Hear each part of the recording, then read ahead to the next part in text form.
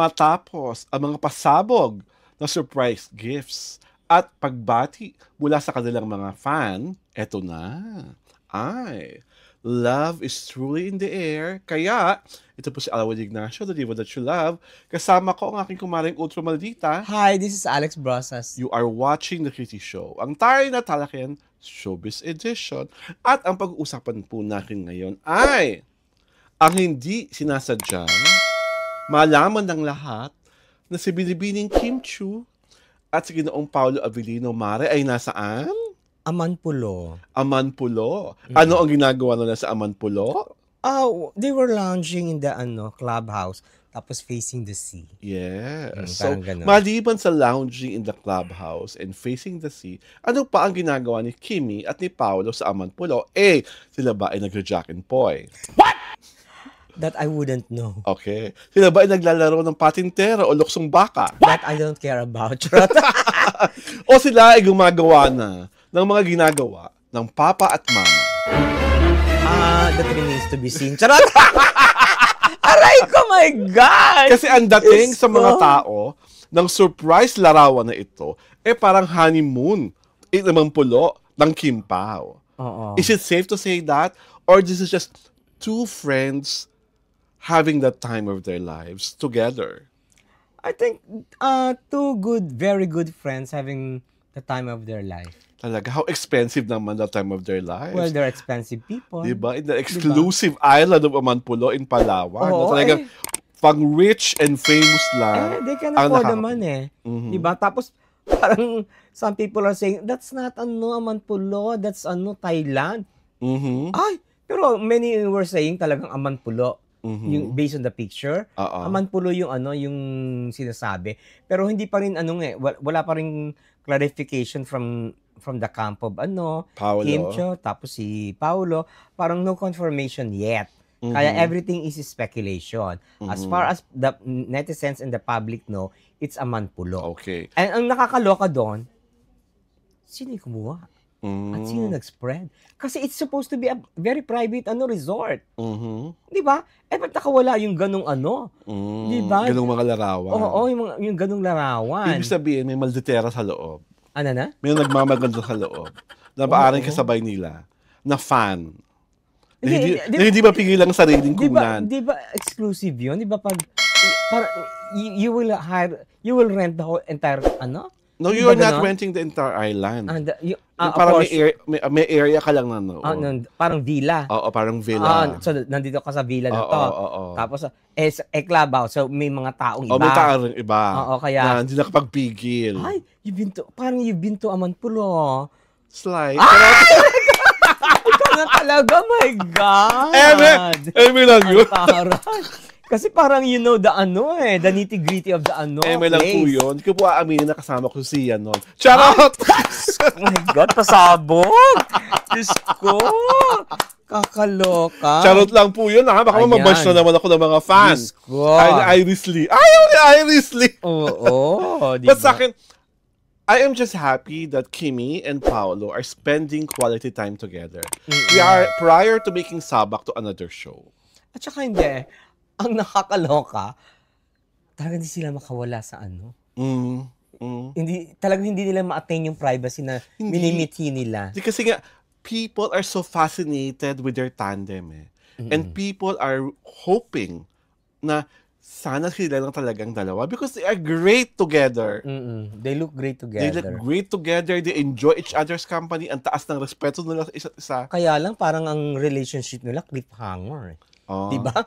True. Hindi mo malaman kung anong totoo. Kung aamin na o magde-deny pa, diba? O kasi ganon. If you have photos like this coming out, ang hirap na kasing paniwalaan na best friends lang kayo Diba? And lalo na nga, sabi nga mo kanina, Amanpulo is a very private island. Oo nga A very exclusive island for the people who can really afford it. At saka hindi So parang, if you are, kayong dalawa lang doon, hindi mo pwedeng hindi maisip na there's more to them than just friendship. Ang iniisip ko naman, Not unless promo ito. Hindi, kasi ano yun di ba? Promo ito for the halo-halo na inano nila. Gift sa kanila. Tawag dito, kasi that's a very private island. Ibig sabihin, only the rich and famous, the affluent can go there, di ba? Are the rich and famous, doing that? Pipicturean ba nila na? Pipicturean naman ganun. Are they as excited as fans? Maybe not the rich and famous, but maybe the servers. Diba? Pero bawal yun. They are waiters. Bawal nga yun, pero alam mo naman mga Pilipino, diba? Lahat ng bawal ginagawa. Oo. Diba kapag pigil, picture, tapos, nakita ko. Diba? That's a very common thing. Dapat ang malaman doon, mahuli ng amanpulo kung sino yung waiter. Hindi, sino nag-spread din sa internet? Sa akin, more than who did it, ang importante, everyone was happy. Everyone is happy because of that sighting. Nung nakisama sila in a private resort, enjoying each other's company. Paano kung AI yung lumabas na picture? Charot! Diyos ko, mukha ba silang ma-AI? Diba? At sa akin kasi, kung hindi totoo yung pictures at sinabing it was a product of AI or whatsoever, ang dali-dali mag-deny Diba? Ang dali-dali sabihin ni Kim at Paolo, no, we weren't in Amampulo. Pero they were not issuing any statement. Yun nga. So, diba? Ang alam mo na, pag tahimik, mahirap na, diba? Kaysa nga kasi minsan... later on siguro, pag na-interview si Kim, ano lang yun. Alam mo si Kim, diba? So sa akin, let's give that privacy to them. Pero sana, hindi rin masamain yung Paolo at si Kim na ang dami kinikilig sa nangyari. Yeah. Diba? Kasi nga, parang yun na lang inaantay yung pag-amin, diba? So, itong mga ginagawa niyong ito, kahit ayaw niyong paniwalain kami, at kahit gusto niyo ang manalig kami na magkaibigan lang kayo, ang hirap ng paniwalaan na magkaibigan lang talaga There's sila. a saying, diba? Na? Action speaks louder than words. Yes. But kasi yung mga actions speak louder than words yan. Nagwo-work yan kung high school ka pa, kung college ka pa. Yung mga what you see is what you get. Ganon? Diba? At this day and age of the millennials, umaamin na lahat. Ganon, pronto. Hindi Diba?